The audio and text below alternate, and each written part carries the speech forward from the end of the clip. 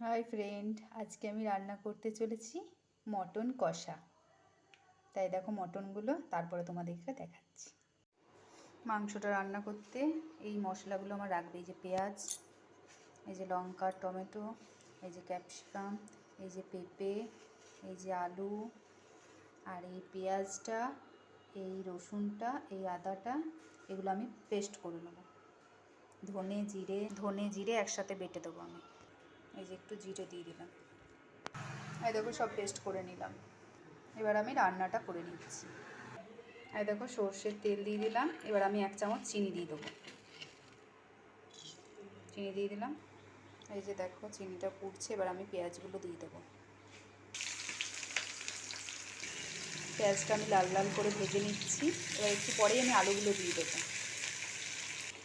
এই যে আলুগুলো দিয়ে দিলাম, পেঁপেগুলোও দিয়ে দিলাম। আলু পেঁপে একসাথে দিয়ে এবার একটু ভেজে নেবো ভালো করে, লাল লাল করে। এগুলো দিয়ে ক্যাপসিকামগুলো দিয়ে দিলাম। দেখো লাল লাল করে ভাজা হয়ে গেছে। এবার আমি মশলাটা দিয়ে দেবো। মশলাটা তুলে দিলাম। পরিমাণ মতন নুন দিয়ে দিলাম, পরিমাণ মতন হলুদ দিয়ে দিলাম, একটু মিট মশলা দিয়ে দিলাম, একটু লঙ্কা গুঁড়ো দিয়ে দিলাম কাশ্মীরি। এবার একটু ভালো করে নাড়াচাড়া করে মাংসটা দিয়ে দেবো। এবার আমি মাংসগুলো দিয়ে দিলাম।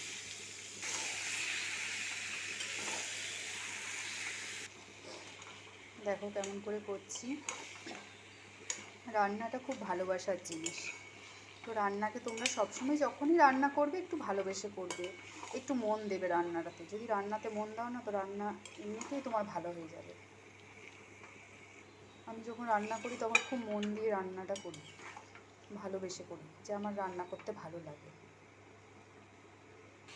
মাংসটা ভালো করে নেড়ে চেড়ে একটু পরে আমি জল দিয়ে দেবো, আর কুকারে সেদ্ধ হতে দিয়ে দেবো।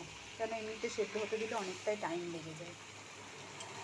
ভালো করে হয়ে গেছে। এবার আমি জল দিয়ে দিচ্ছি। সেদ্ধ হতে অনেকটা টাইম লাগে, তো আমি এই যে চাপিয়ে দিলাম কুকারে। এবার পরে দেখাচ্ছি কেমন হলো। দেখো আমার রান্না কমপ্লিট। আরও নতুন নতুন ভিডিও নিয়ে চলে আসবো তোমাদের সাথে। এবার আমার ছেলে খেতে বসেছে, তোমাদেরকে দেখাচ্ছি, দাঁড়াও। দেখো আমার ছেলে খেতে বসেছে। কেমন হয়েছে মা? অনেক ঝোলটা ভালো ভালো দারুণ হয়েছে। হ্যাঁ, ভালো হয়েছে তো। যদি ভালো লাগে তাহলে কি বলে দাও। Tata, by, like, subscribe